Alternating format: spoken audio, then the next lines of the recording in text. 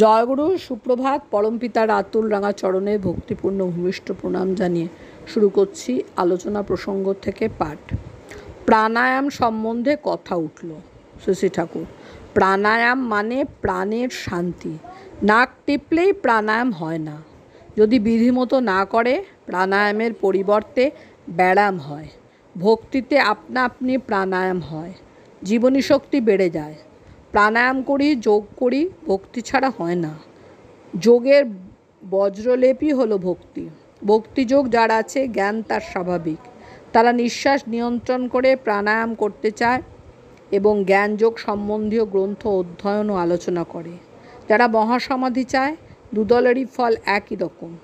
যারা সদ্গুরু, তাদের ভিতর পূর্বতন সদ্গুরুরা সজাগ থাকেন। তাকে যদি পূজা করি, সর্বদেবতারই পূজা হয়। তাকে বাদ দিয়ে কারো পূজা হয় না। সেই জন্য আছে সর্বদেবময় গুরু। সৎসঙ্গী দাদা।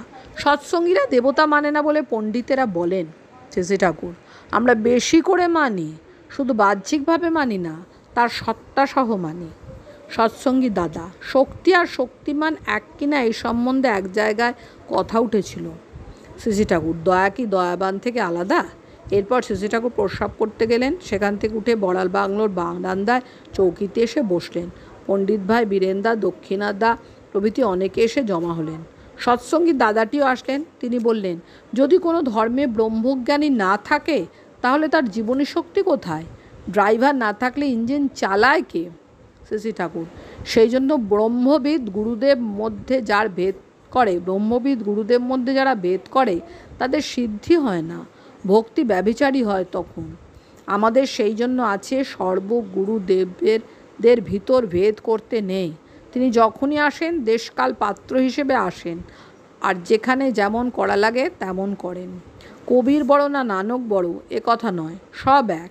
এক প্রদীপের থেকে যেমন 5 প্রদীপ ধরানো যায়, একই আগুন এও সেরকম।